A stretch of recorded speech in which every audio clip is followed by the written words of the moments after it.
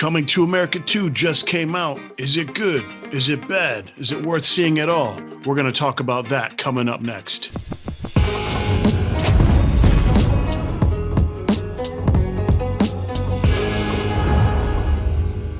What's up, guys? And welcome back to Chat Stew. I'm Joe. I'm Rick. And today we're going to be talking about Coming to America Part 2, the sequel to the 1988 classic, which we love. And we've also done a video reviewing it and talking about how much we love it. So if you haven't watched that, stop now, go watch that, watch the film, and then come back to this, and you'll be all caught up. So Coming to America 2, the sequel, after 30 years or something like that, is finally come out. It's a exclusive on Amazon Prime Video. Just dropped March 5th, and we both got a chance to watch it, and we're going to talk about what we thought about it, whether that means good, bad. We're going to throw it all in there. So this is our review of Coming to America 2. Oh, and one other thing. This is your chance. If you haven't seen the movie yet, go ahead and cut off now because there is going to be spoilers. So go ahead and watch that movie first, then come back. We don't want to spoil your chance to enjoy the content. Or not enjoy it. So you've been warned. Okay, so Coming to America 2, if we start off, it seems to pick up right where things left off from the first movie, except 30 years later. We start off in Zamunda, and it seems like most of the entire cast is back fulfilling their roles. Eddie Murphy as Prince Akeem, still married to Sherry Headley, who plays Lisa, the Queen, and they have some daughters.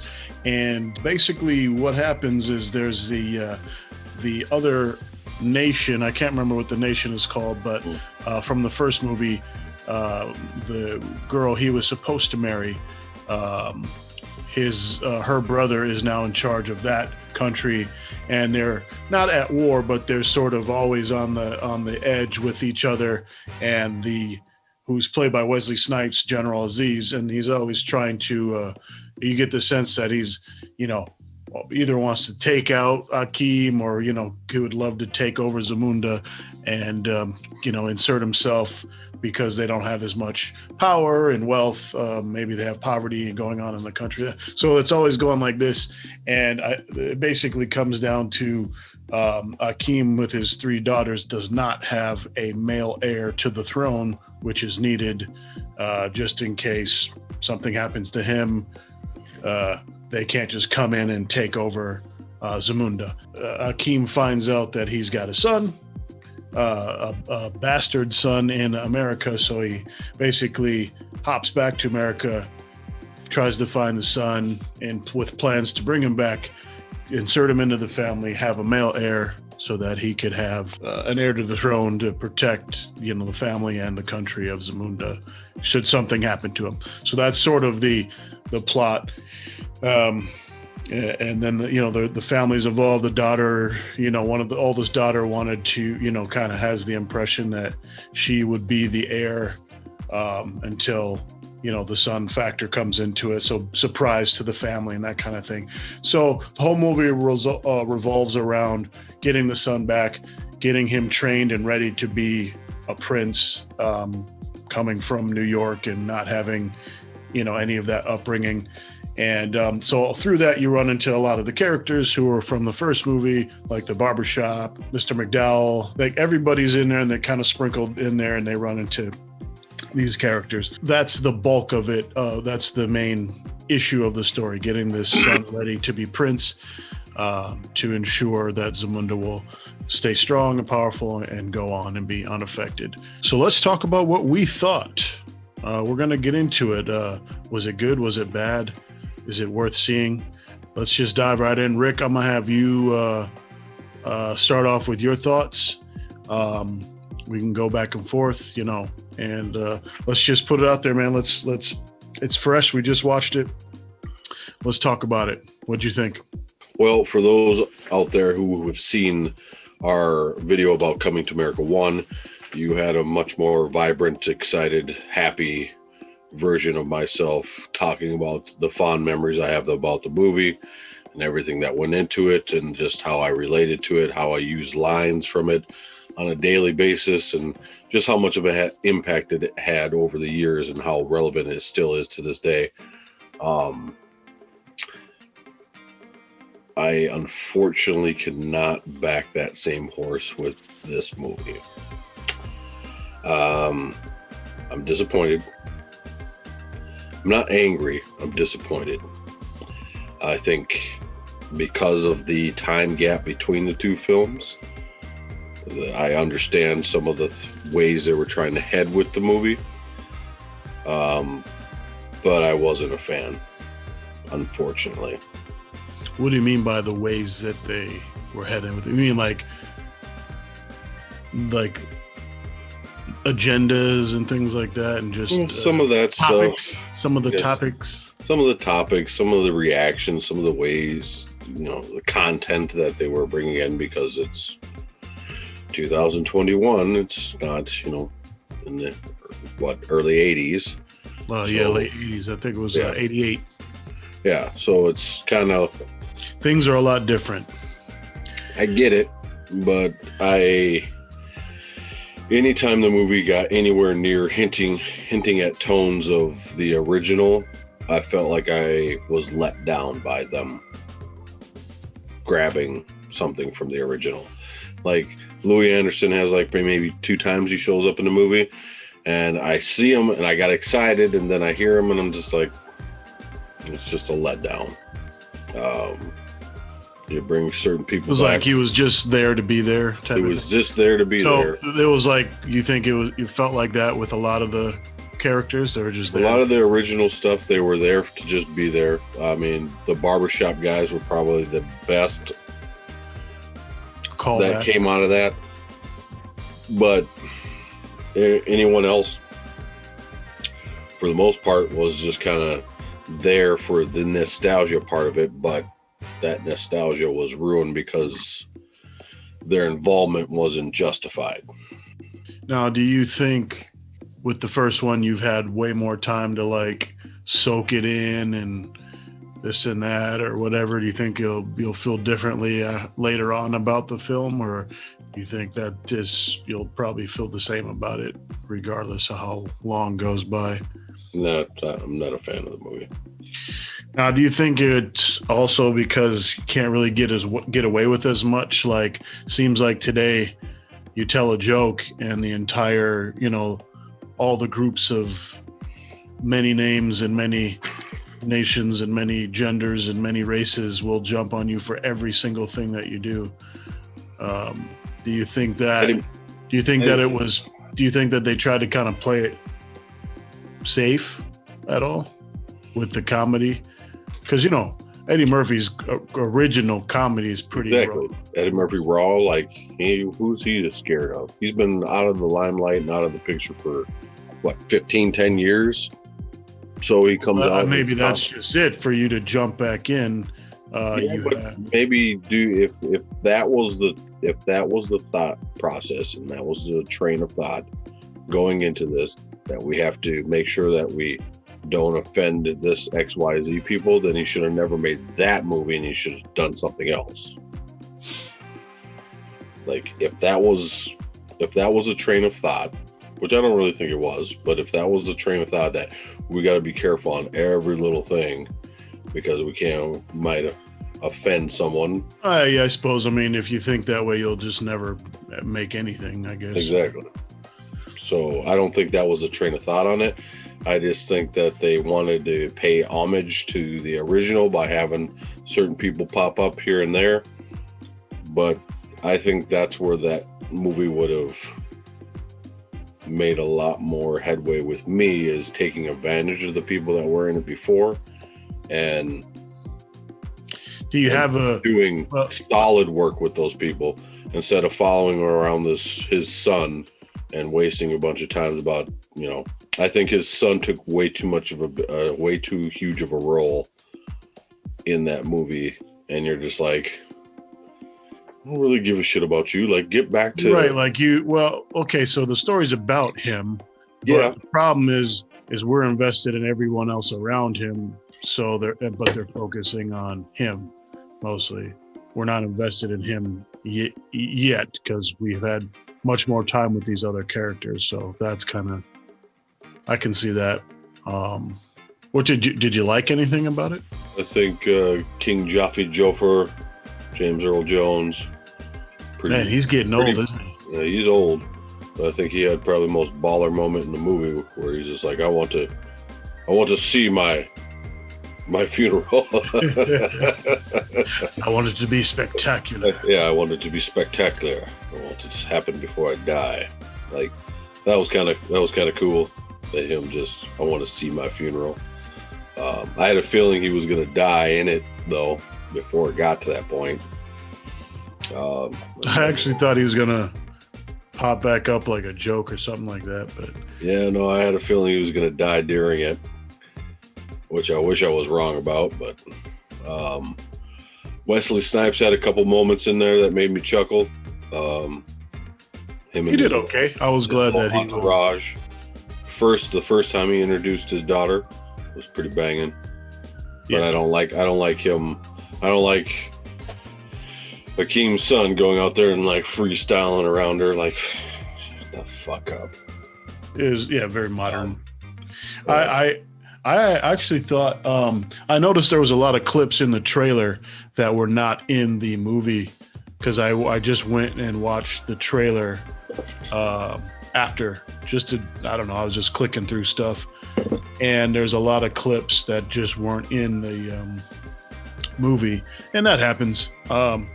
But it's interesting that some of that stuff was used for one and not the other. But I actually thought that there was like gonna be a plot, like the daughter was gonna try to get in and infiltrate and break things down from the inside, but it didn't get that deep. I was digging deep into the story. I thought they were trying to sabotage the kingdom. And even I liked even Semi. I thought Semi was kind of weak. Arsenio Hall seemed tired in that movie. Just seemed tired. Well, again, I mean, they're old men, you know. I mean, I think I get it. I don't need him. I totally could see it. I don't need him bouncing off the walls and being wacky. Like, I don't need that. But just even some of the stuff, like, it's a torch pass, you know. I mean, I saw it too, you know. I could see the fatigue and just behind the acting, you know. I can see all of that, but it also makes sense to me whether I like it or not. It is what it is, you know. They're just older, and I appreciate a little bit of that too, because it's just like, you just can't do this same stuff, man. Sometimes I wake up and I'm just sore, you know, and I'm just I just kind of get it, you know, like just old dudes, you know, just doing their thing. And part of me is so here's what I thought. I'll just go into what I thought. Like, so it's not the best. I thought the writing could have been a lot better. They could have utilized, like you said, the people that you wanted to see like reappear. Yeah, they're there, but they're not utilized. I thought the writing could have been a lot stronger to utilize those people who they were able to get back and come in. Definitely the barbershop was the best use of the characters. I want to say probably secondly would be Lisa and Mr. McDowell. You know, their characters had some decent dialogue that was meaningful to the story and helped drive things along. But like you said, a lot of the other people were just kind of sprinkled in there just to show face, which again, I'm glad that they're there, but I wish they would have utilized them and had stronger writing for the jokes and such, which is another thing, you know. You don't have all the same people involved, and just you're not going to get the exact same thing. With the daughters, I thought actually the daughters did really well. I thought I was going to do a lot of eye rolling, and they actually were very pretty strong. They didn't break the story at all. I think they drove it. They played like the princesses. And the middle daughter is actually his daughter in real life, who, you know, she auditioned for it and actually got the part, like, legit. And I thought she did a good job too. So but I guess, yeah, so again, not the best, but I'm still happy with it. I was just glad that it didn't suck. And I don't know if that's saying much, but so much stuff comes out, so much material comes out, and I just think a lot of it sucks. So on top of risking something that I really enjoyed and I cherished growing up, and you're gonna, like, remember we talked about this, messing with the childhood, like, it's just, to me, it's like the Rambos and the Rockies. It's like, it's not the best stuff out there, but it's there's just another part, a piece of that story, and it's, you know, it's fun. I was, you know, I had fun watching it. I would suggest to see it. And, you know, I didn't sit down and think I was going to see the best movie ever. I just was hoping that I was going to have fun. And, you know, I guess I got enough enjoyment out of just seeing those people again. I was just smiling, seeing them on screen together. And my mind was working. I also do, like, film work and acting and stuff like that. So I guess maybe in the back of my mind, I was just also thinking of how fun that is and would be to be around all those people again and work with them again, and how much fun it must have been to put that together. So maybe I had all that going on in the back of my head as well.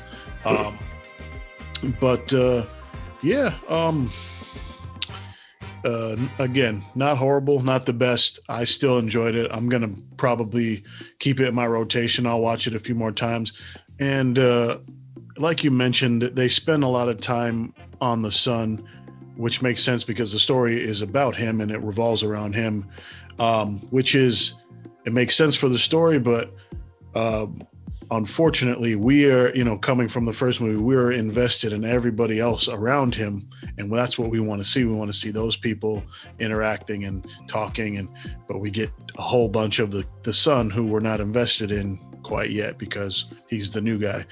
So that's a tricky part of the ingredients for me, because I get it, because that's what the story's about. But man, I want to see everybody else. I was just constantly waiting to see everybody else. You know what I mean? So a little bit of a difficult dynamic. How do you work around that? So I guess, I don't know.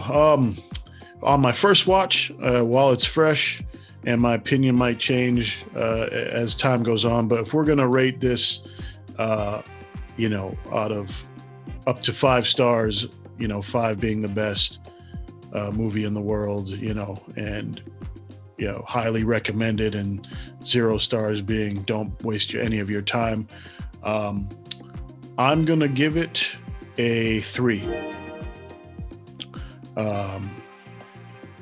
And again, that might change. I think it's safe. It's fun. I still enjoyed it. I still support it. I'm glad it happened. So that's where I'm going to be at. Rick, how many stars do you give it? Well, I mean, to wrap up my thoughts or whatever, I'm saying that I'm not upset about it. I'm not angry, but I'm disappointed.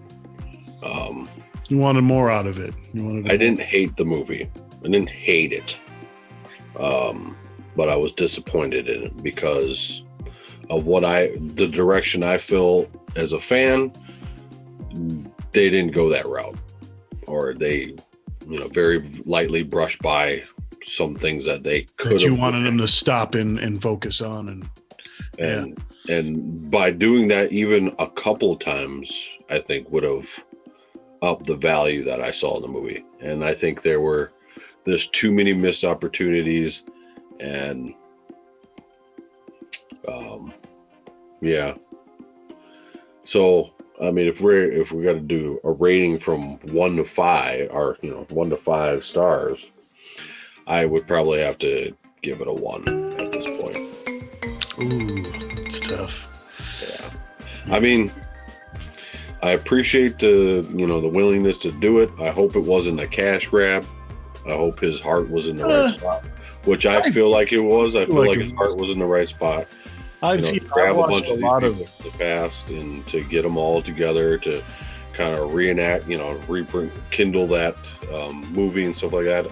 So I don't feel like it was a cash grab, and I think his heart was in the right spot.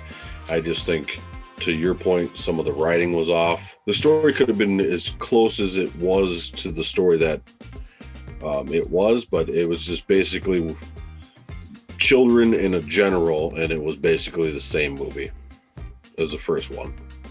So there was only like two different elements, and it was the same movie, basically. So which most of these movies that most of the movies are nowadays, but I just feel like they could have done a little better. They could have done a little better with it. Yeah, I mean, by doing that little better, it would have made a huge difference, I think. So I wonder. Yeah, it's real difficult because I wonder what the answers are, because we know what we want to see, but how do you actually achieve those, or what's that specific joke you could have written in there to really make the difference and stuff, and like you said, with Eddie Murphy's heart being in it, and like I've watched a ton of interviews with them where they talk about his career, and whenever Coming to America comes up, that's the one he's always like, man, I try to be so careful with that one because it's one of the ones that is a cult classic, and people dress up for those characters Halloween, people have Coming to America themed weddings, people, that's the one I don't want to mess up if we're to approach it again. And they've been working on that the concept of it for many years. They've had multiple versions of the story where they just didn't feel like it wasn't quite there, and then they finally reached a point where they felt like it was worth moving through and getting everyone together, because I can imagine how difficult it is to assemble all of that, and pull all of that stuff together and that kind of thing. But it is what it is. I didn't feel like it was a cash grab, but I felt, definitely the writing. And when the writing is lacking, your movie will lack. So, it's tough to say what that special right ingredients is, because the people were there, which is a huge part of it. The right people were involved, acting wise and that kind of thing. So maybe it could have been part of the writing or whatever, and that kind of thing. Who knows? It's hard to say. I'm just glad it wasn't completely horrible, because it could have gone so many bad ways that I'm just happy that I enjoyed watching those people, hang out together again and get to make a film and that kind of thing. So, yeah. So 1 out of 5 and 3 out of 5. Well, we want to know what you guys think. Put your comments down below. What'd you guys think of it? If you've seen it already, did you enjoy it? Did you hate it? Did you enjoy it but thought it could have been better? Did you think it was the best thing since sliced bread? Tell us what you think down in the comments below. And I wanted to add in the end also, let us know in those comments, do you agree with Joe or do you agree with me? Are you leaning more my side or are you leaning more Joe's side? Because that's what I'm really interested in. Am I just being a heartless bastard? Or hey man, I think your point's valid. I'm just happy to have it, because there's so many other things I want to see in cinema and film, and I don't get it. So to be able to tap back into something, tap back into that vein, man, is to me, it's valuable, even if it's not 10 out of 10. I'm just happy that it's there. Hey, I only gave it a 3. I didn't give it a 5. So. With that being said, I'm Rick. I'm Joe. And we'll catch you next time on Chat Stew. Yes. Hey. And hit that like and subscribe, notifications bell so you don't miss another episode. Peace.